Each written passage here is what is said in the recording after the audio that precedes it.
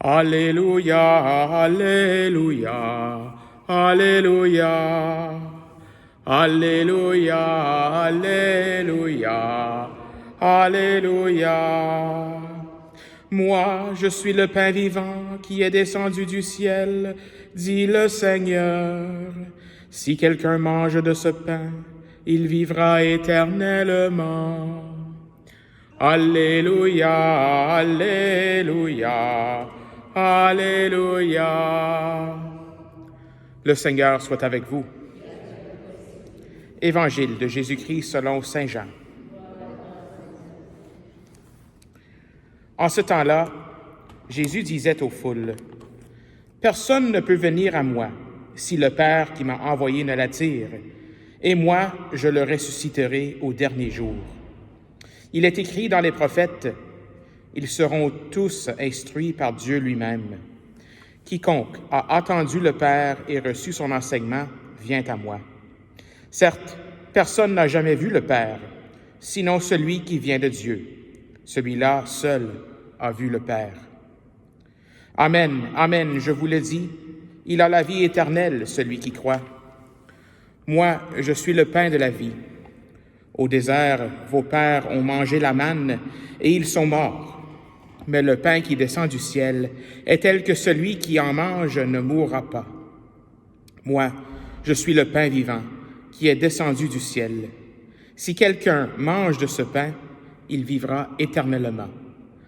Le pain que je donnerai, c'est ma chair donnée pour la vie du monde. » Acclamons la parole de Dieu.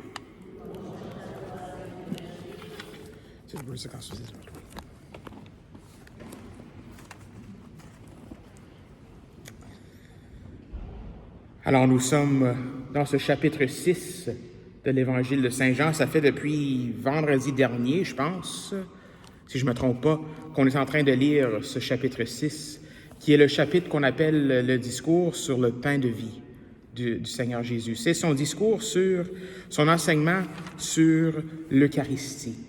Et ça me fait penser que ces temps-ci, au mois de mai, mois de juin, souvent dans plusieurs des paroisses, c'est le temps des premières communions.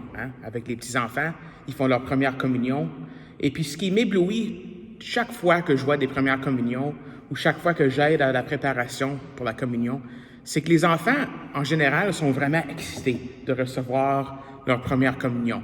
Il y a beaucoup d'enthousiasme avec ces enfants-là qui veulent recevoir Jésus, le pain de vie, qui veulent recevoir Jésus pour la première fois, qui veulent recevoir la communion.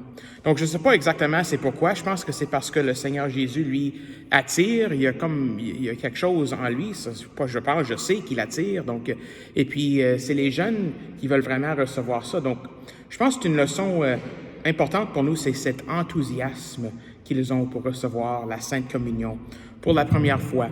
Et bien sûr, nous aussi qui recevons la communion tous les jours, nous pouvons peut-être avoir ce même réflexe, si on veut. Est-ce que nous sommes enthousiasmés par recevoir la Sainte Communion, recevoir l'Eucharistie?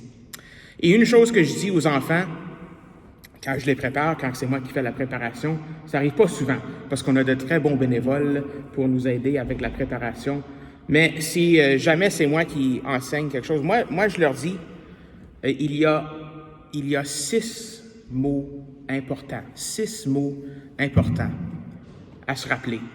Si vous vous rappelez de rien d'autre que ces 6 mots-là, c'est une bonne chose. Et puis je vais vous dire les 6 mots, puis je pense que tous les catholiques devraient connaître ces 6 mots-là. Et puis nos lectures nous aident à comprendre ces 6 mots-là. Donc le premier mot, c'est, bon, je vais juste dire les 6 mots, là je vais arrêter la suspense, mais c'est l'Eucharistie est Jésus. Ça, c'est 3 mots. L'Eucharistie est Jésus. Jésus est Dieu. Ça, c'est tout, c'est simple que ça. L'Eucharistie est Jésus. Jésus est Dieu. Si on comprend ça, l'Eucharistie, on peut pas vivre sans l'Eucharistie. Quand on comprend ces 6 mots-là. Donc, premièrement, l'Eucharistie est Jésus. C'est ça que nous dit la lecture d'aujourd'hui. À la fin de l'Évangile, Jésus nous dit, « Le pain que je donnerai, c'est ma chair donnée pour la vie du monde. L'Eucharistie est Jésus. C'est vraiment lui. C'est pas simplement un symbole, c'est pas quelque chose qui nous fait penser à lui, c'est vraiment lui que nous recevons, qui vient dans notre corps. Donc, et puis, une explication que j'aime beaucoup, c'est que vraiment, quand on parle de ce pain qu'il nous donne, le pain que je vous donne, c'est pour la vie éternelle. C'est ça que nous dit cette lecture, cette page d'Évangile aujourd'hui. Je suis le pain de la vie. Jésus ne parle pas ici de la vie biologique, tu sais, la vie physique. Il parle de la vie éternelle. Il parle de la vie de notre âme. Et donc, quand on reçoit l'Eucharistie, on est en train de devenir de plus en plus divin. On est en train de devenir de plus en plus comme Dieu. Ça, c'est la vie que le Seigneur nous offre. Ça, c'est le pain de la vie que le Seigneur nous donne. Et puis, si l'Eucharistie, c'est seulement un symbole, si c'est seulement du pain ordinaire qui nous fait penser peut-être à Jésus, mais ça marche pas, en fait. Ça marche pas qu'on est en train de devenir de plus en plus divin. Il faut que ça soit vraiment son corps et son sang que nous recevons. Il faut que ça soit vraiment lui. Si c'est ça, si ces paroles ici vont être réalisées dans notre vie, si le Seigneur va nous donner cette vie en abondance qu'il nous promet, c'est vraiment lui que nous recevons. Donc, ça, c'est les premiers 3 mots. L'Eucharistie est Jésus.